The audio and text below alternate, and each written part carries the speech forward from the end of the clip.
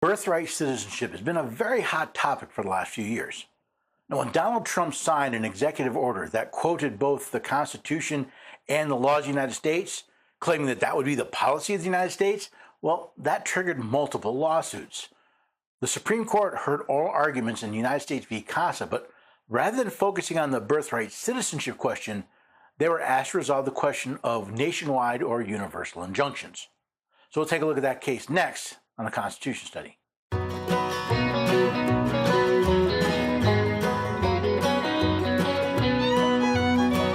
Neighbors should have a few good friends. Every day we're everyday Americans. Oh, every day we're everyday Americans.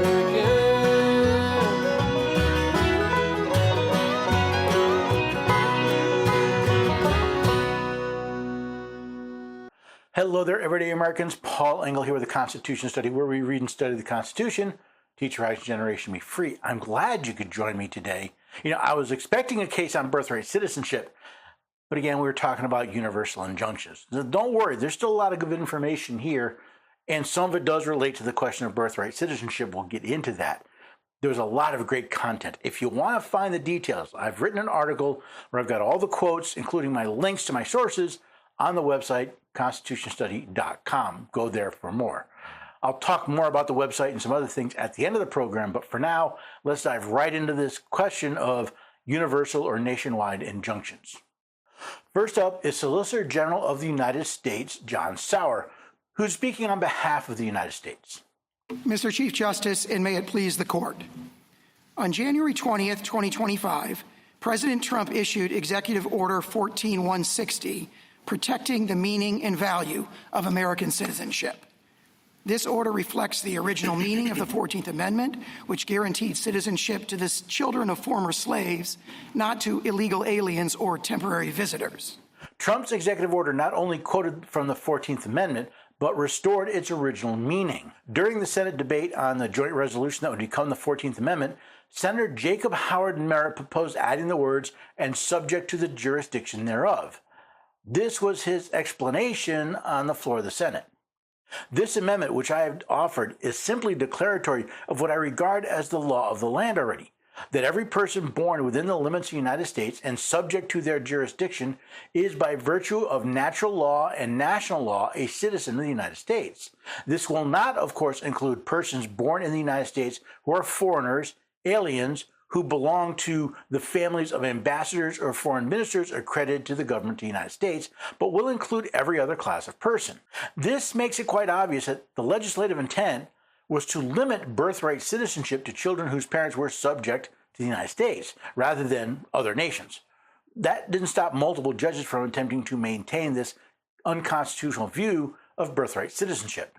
Multiple district courts promptly issued nationwide or universal injunctions blocking this order, and a cascade of such universal injunctions followed. Since January 20th, district courts have now issued 40 universal injunctions against the federal government, including 35 from the same 5 judicial districts. This is a bipartisan problem that has now spanned the last 5 presidential administrations. Universal injunctions exceed the judicial power granted in Article 3, which exists only to address the injury to the complaining party. They transgress the traditional bounds of equitable authority, and they create a host of practical problems. Now, what is the jurisdiction of lower courts? When created by Congress, the district and circuit courts were given specific geographical limitations to the cases they could hear. Now, generally, a court only has jurisdiction over the parties to the case. However, what happens when one of those parties is the United States of America? Such injunctions prevent the percolation of novel and difficult legal questions. They encourage rampant forum shopping. They require judges to make rushed, high-stakes, low-information decisions. They circumvent Rule 23 by offering all the benefits but none of the burdens of class certification. They operate asymmetrically, forcing the government to win everywhere while the plaintiffs can win anywhere. They invert the ordinary hierarchy of appellate review. They create the ongoing risk of conflicting judgments. They increase the pressures on this court's emergency docket. They create what Justice Powell described as repeated and essentially head-on confrontations between the life-tenured and representative branches of government. And they disrupt the Constitution's careful balancing of the separation of powers. I welcome the Court's questions. Solicitor General Sauer points out what, to me, are the two greatest problems with these injunctions. Not the percolation of novel legal questions, but forum shopping and low information decisions. Forum shopping, the practice of finding a judge who agrees with you, not only shows that our current justice system is neither blind nor apolitical. The question of low information decisions is something we'll come back to later in the episode. Before we get to questions, let us listen to the oral arguments of Jeremy Feigenbaum on behalf of the government respondents. Chief Justice, and may it please the Court, this Court should deny the emergency application because this injunction was properly designed to ensure that the states would get relief for our own Article III injuries, as we suffer significant pocketbook and sovereign harms from implementation of this executive order, including from the application of this EO to the 6,000 babies born to New Jersey parents out of state every year. It shouldn't surprise you that the attorney for the clients who are getting their way thinks the injunction was properly designed. I will show during the questioning that this is based both on the elevation of precedent above the law and the low information decision of judges. The U.S. prefers alternative approaches for granting that relief, alternatives it never raised in the district court below. But its approach would require citizenship to vary based on the state in which you're born, or even turn on or off when someone crosses state lines, raising serious and unanswered administrability questions, not just for the federal government, but also for the states. This statement about 6,000 babies born out of state confused me at first, along with state-based citizenship. That, too, will make more sense as we go through the questioning. And it would offend the text and history of the Citizenship Clause itself. Since the 14th Amendment, our country has never allowed American citizenship to vary based on the state in which someone resides, because the post-Civil War nation wrote into our Constitution that citizens of the United States and of the states would be one and the same without variation across state lines. The statement about citizenship being uniform among the states is true, but not the way New Jersey and other respondents think it is. The U.S. has claimed that Article III establishes a bright-line rule barring such injunctions no matter the circumstance, even where the states do need it to meet their own harms, finds no support in this Court's cases or in the history of equity. Its argument that a single district court cannot decide birthright citizenship or that we need more percolation on that question for the nation overlooks that this Court already settled this exact constitutional question 127 years ago, and that this EO is contrary to over a century of executive practice. While the Constitution doesn't mention injunction, Article 3 does state, "The judicial power shall extend to all cases in law and equity arising under this Constitution, the laws of the United States, and treaties made or which shall be made under their authority." The question is, how far does that case extend? The arguments on both sides have merit, at least in certain circumstances. I'll delve deeper into this as we go through the episode.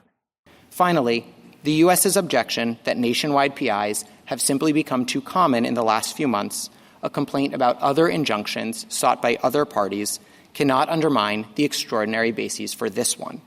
The states, who regularly come before this Court as plaintiff and defendant alike, agree that nationwide relief can be reserved for narrow circumstances, but it was needed here. I welcome this Court's questions. To me, it seems the problems of forum shopping and overly broad injunctions create a positive feedback loop. Attorneys search for judges who will be sympathetic to them, who then issue nationwide injunctions, thus encouraging more forum shopping. Lastly, we have Kelsey Corcoran, attorney for the private respondents. Mr. Chief Justice, and may it please the Court, the executive order's stripping of citizenship from U.S.-born children is contrary not only to the 14th Amendment's plain text, but also our common law history, this Court's precedent, a federal statute, and over a century of executive branch practice. Except that order is not contrary to the 14th Amendment, but fulfills its stated purpose. It also fulfills federal law. Now, it may be contrary to court precedent, but the Supreme Court is not the supreme law of the land. The Constitution is. Every court to have considered the issue agrees that the order is blatantly unlawful, a determination the stay application does not challenge. I believe the judges of most, if not every court that has considered this issue were appointed by the political opponents of President Trump. Is it hard to believe that such judges would lean toward opposing the Trump agenda? The government instead argues that Article 3 and equitable tradition categorically prohibit providing non-party relief from the order's enforcement, regardless of the order's illegality or the irreparable harm it inflicts. The government is wrong. It is well settled that preliminary injunctions may benefit non-parties when necessary to provide complete relief to the plaintiffs or when warranted by extraordinary circumstances, both of which are true here. Again, I see both sides of this issue. Let's face it, the same people fighting against these injunctions didn't complain when they were against President Biden.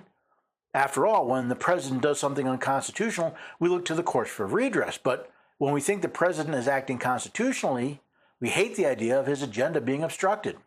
The court should reject the government's efforts to stay a preliminary injunction that maintains a status quo all three branches of government have ratified and operated under for over a century, and that prevent the catastrophic consequences that will result for the plaintiffs and our country if the government is allowed to execute an unconstitutional citizenship stripping scheme simply because legal challenges take time. I welcome the court's question. There is some logic to retaining the status quo while the courts look at the merit of the cases, especially since the status quo is over 100 years old. But do the district courts have that authority? Justice Thomas seemed interested in the origins of these universal injunctions. General Sauer, these universal injunctions, as you say, have proliferated over the last 3 decades or so.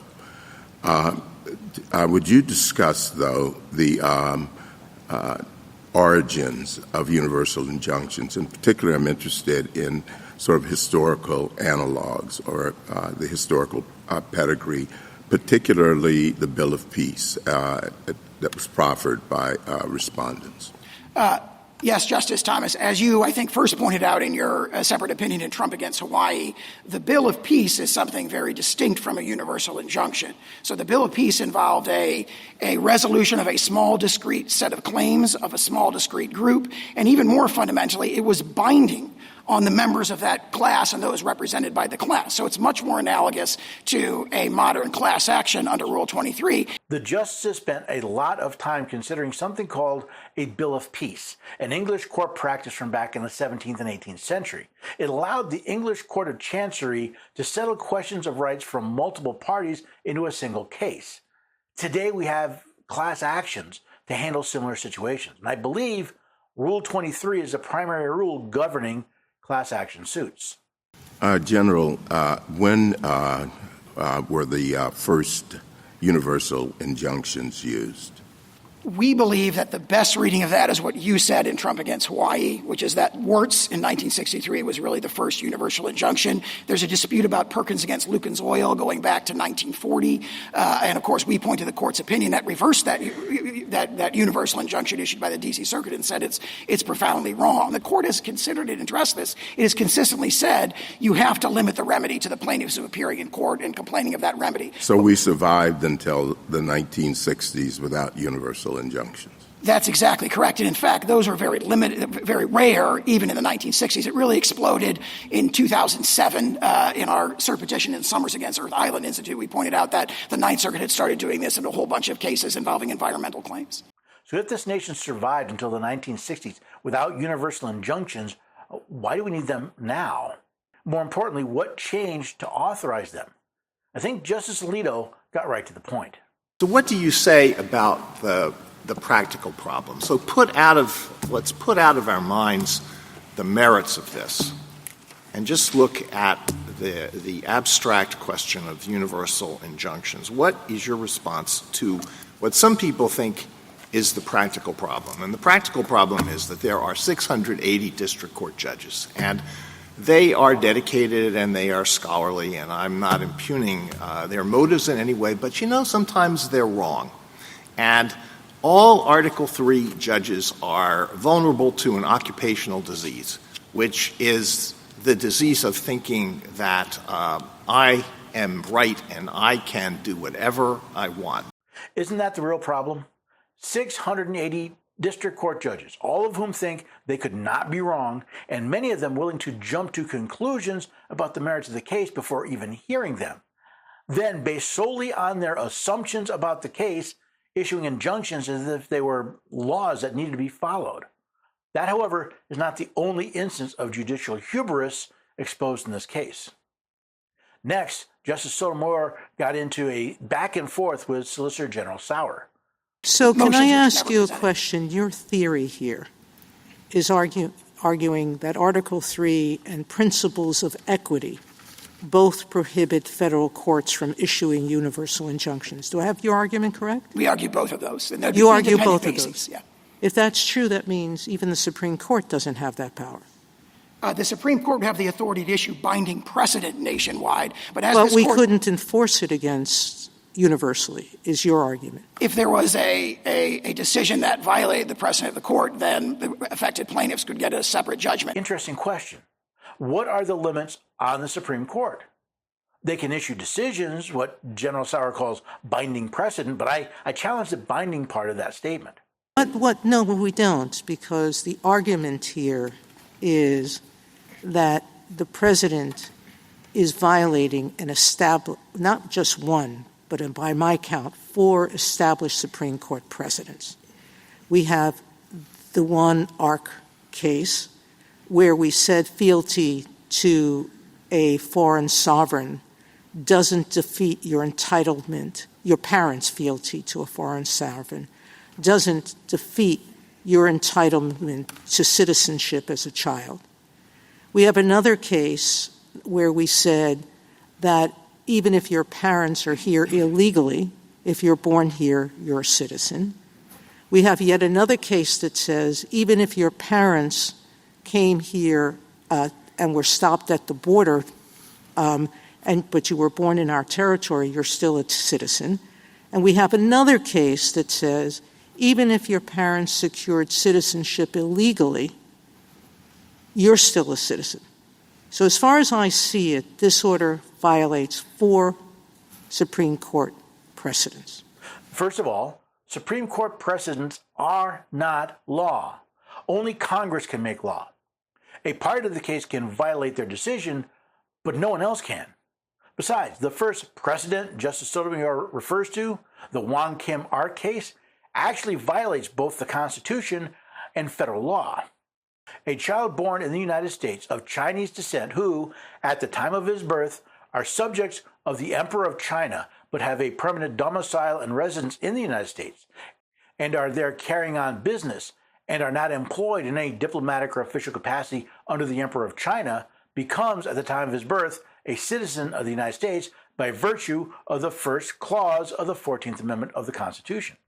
You see, the Supreme Court said that the child of parents who were subjects of the Emperor of China was a citizen because the parents were permanent residents at the time of his birth.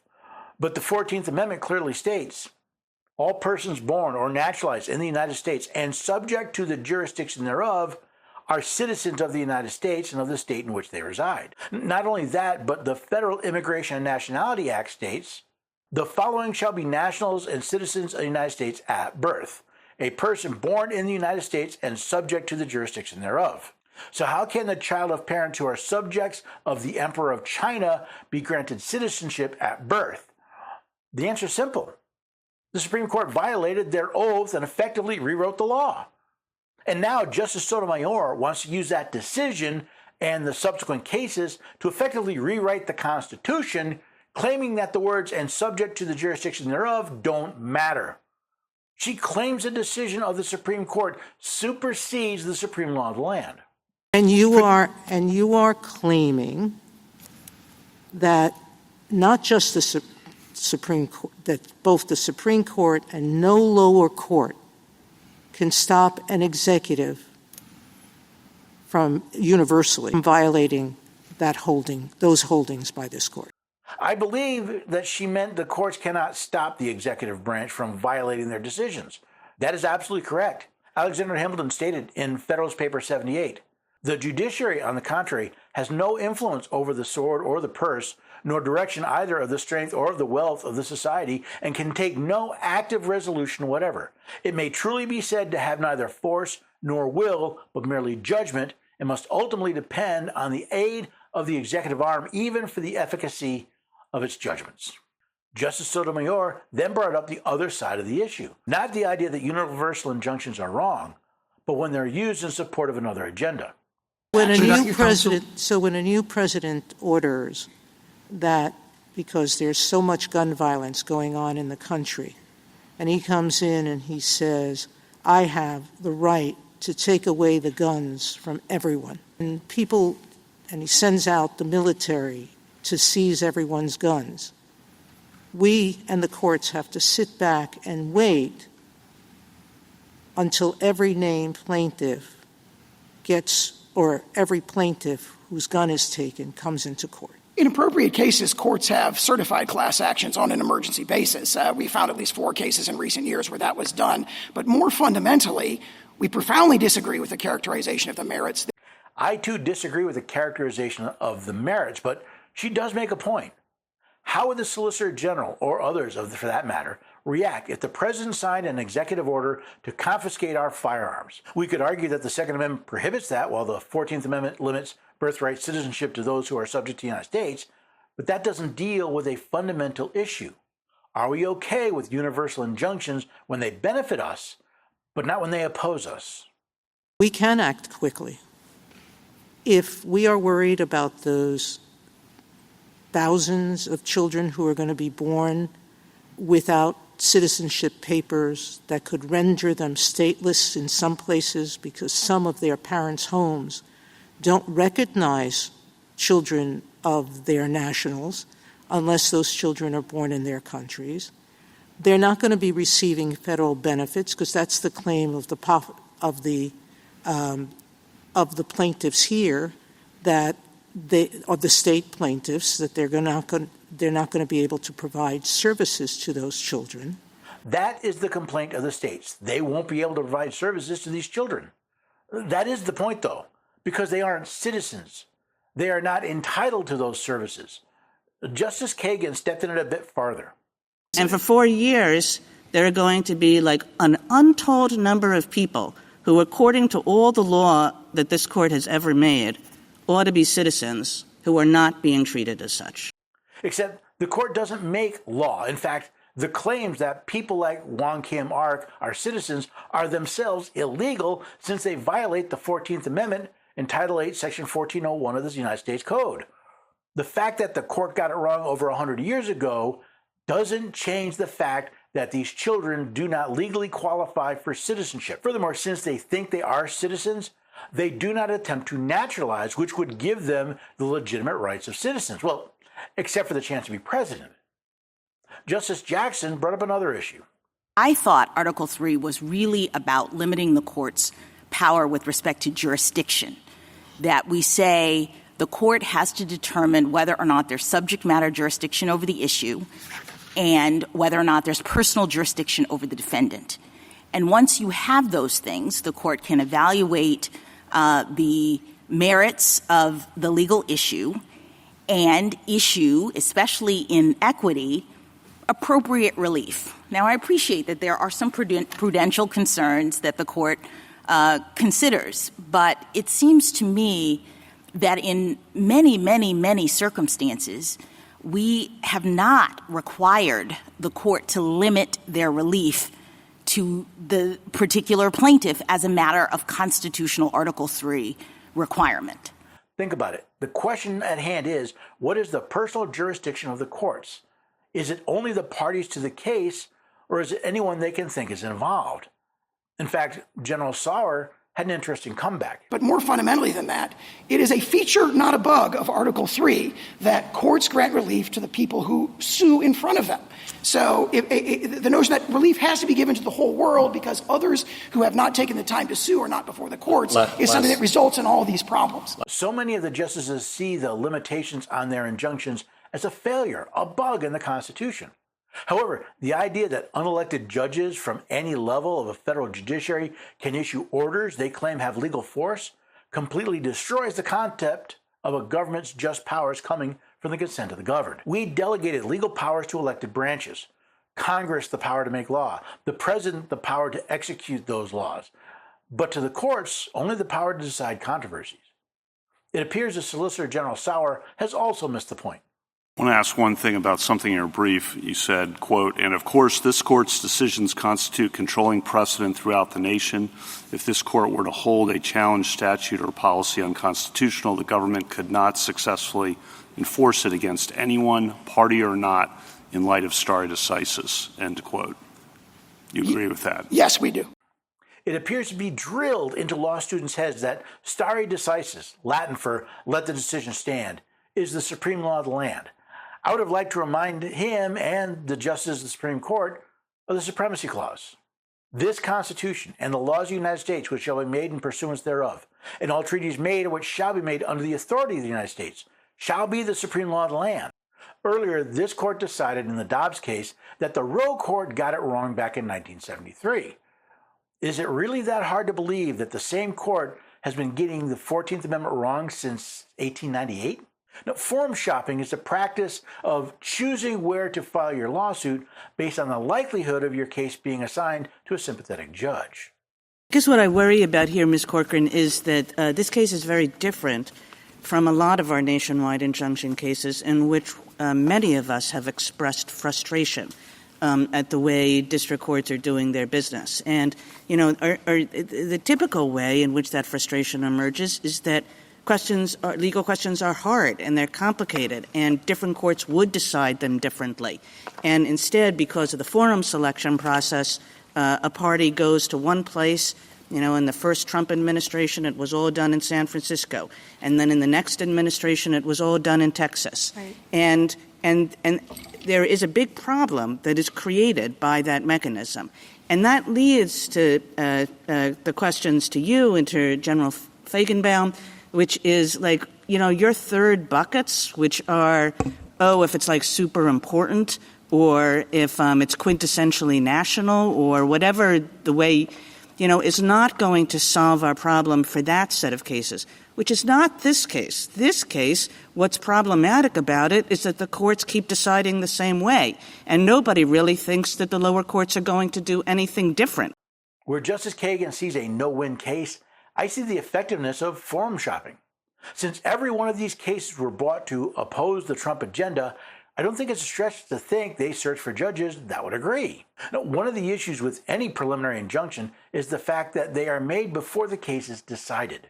This is not a hypothetical. This is happening out there, right? Every court has ruled against you. We've only had snap judgments on the merits. Obviously, we're fully briefing the merits in the courts of appeals, and our arguments are compelling.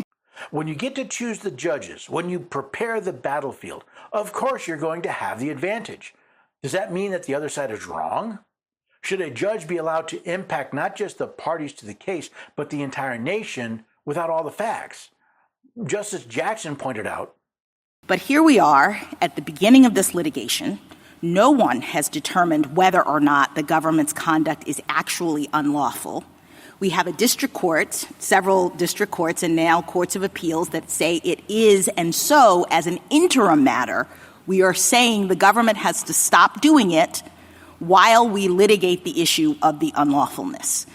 I didn't count how many times justices point out that the government has lost every decision so far, but did they?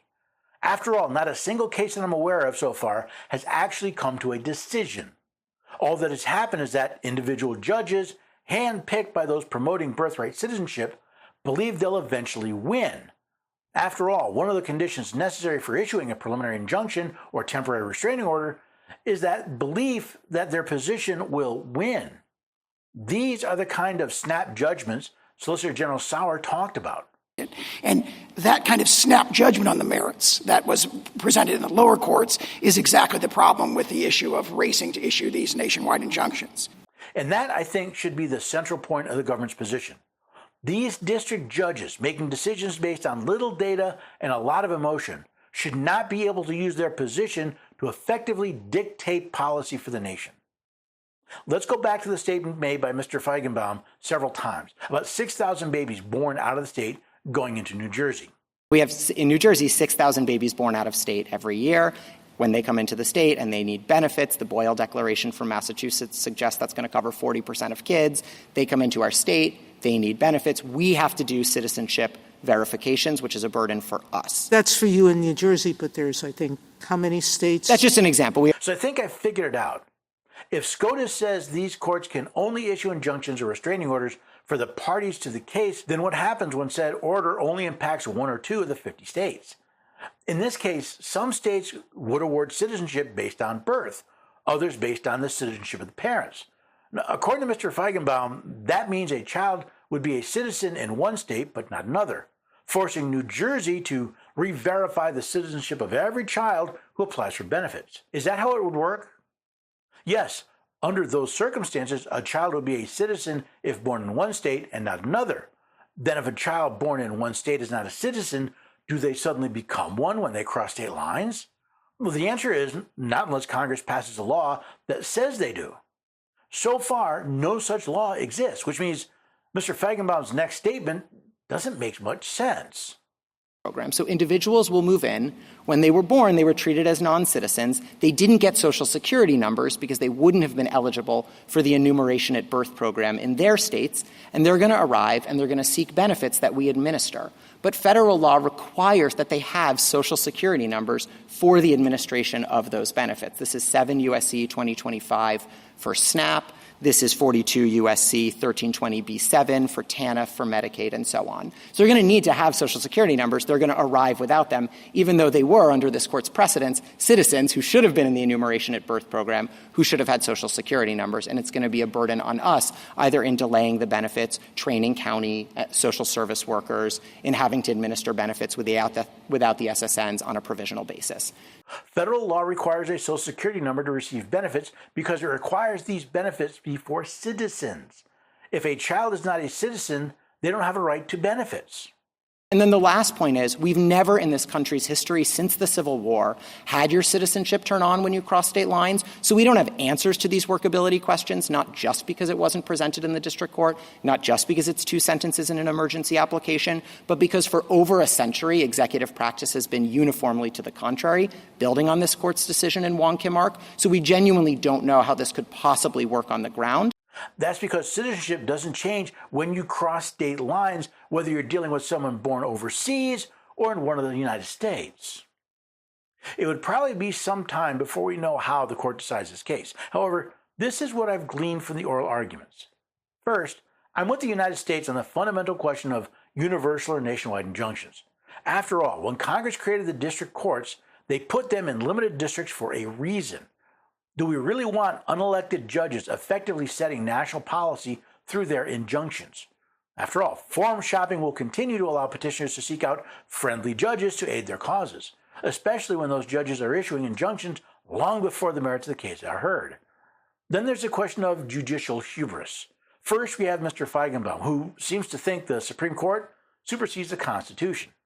And I don't see how you could have a stronger merit showing than we have here. 127 years of Supreme Court precedent, over a century of executive practice, and congressional statutes that codified both into law in 1940 and 1952. After all, who can blame him? Law schools apparently don't teach the Constitution anymore. And Justice Sotomayor reinforced this lie. No, we don't, because the argument here is that the president is violating an not just one, but by my count, 4 established Supreme Court precedents. We have the one ARC case where we said fealty to a foreign sovereign doesn't defeat your entitlement, your parents' fealty to a foreign sovereign doesn't defeat your entitlement to citizenship as a child. We have another case where we said that even if your parents are here illegally, if you're born here, you're a citizen. We have yet another case that says even if your parents came here and were stopped at the border, but you were born in our territory, you're still a citizen. And we have another case that says even if your parents secured citizenship illegally, you're still a citizen. So as far as I see it, this order violates 4 Supreme Court precedents. Again, Justice Sotomayor seems to ignore the fact that the Wong Kim Ark case directly violates the Constitution of the United States. That, ladies and gentlemen, is the height of judicial hubris. Where does all this leave us? Well, it certainly isn't an answer to the question of birthright citizenship. I doubt we'll get a satisfying answer to the question of nationwide or universal injunctions. At best, I expect the court to find a way to come up with a very limited decision that focuses on the facts of this case. I could be wrong, but somehow I don't expect this court to establish the nationwide precedent either party really wants. Okay, nationwide or universal injunctions. Will they be shot down? I don't expect it. Reading this case, following along with the oral argument shows, again, the judges really do miss the point. They have put their own precedent above the supreme law of the land, and there were a couple of really good examples of that in the oral arguments, which means they're more likely to place their preferences above the actual law, whether that be the 14th Amendment or Article 3. But we'll have to wait and see. I'm not too much of a prognosticator, but we'll see. That's my opinion. That's what I think is going to happen. But it's why it's so important for you and me to understand the Constitution, because apparently the lawyers and judges don't. That's why I set up the Constitution Study, to help people read and study the Constitution. It's why I set up the Patriots Program, so that people could learn more about the Constitution in a way that of how they could use that information to defend their rights. It's what we do here at the Constitution Study. Now, you want to find out more, again, go to constitutionstudy.com. There's lots of information there. I've got news feeds. I've got my articles and videos. And, of course, don't forget to sign up for the mailing list to be notified when I publish new content. And don't forget to sign up for the mailing list to be notified when I publish new content. I'd also love you to check out The Miracle of America. It's this course I found on our history, basically from the Pilgrims through the drafting of the Constitution. It helps explain why the Declaration and Constitution are structured the way they are. Now, I liked it so much I made a deal with the owners to get you a lesson absolutely free.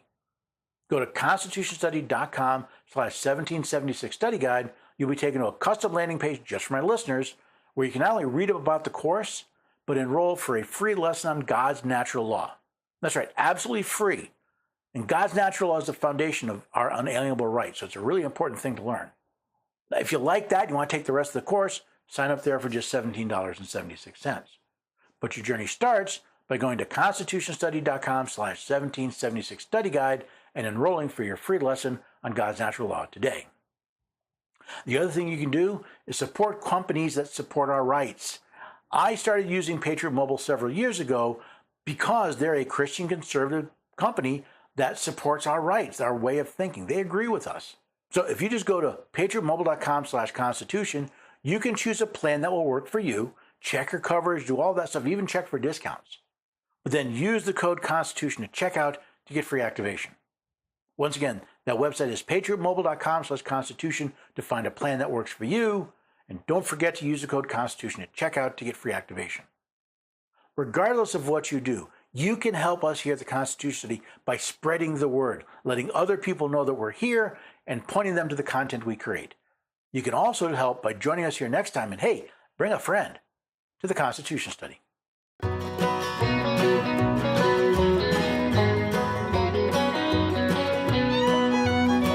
your neighbors and have a few good friends.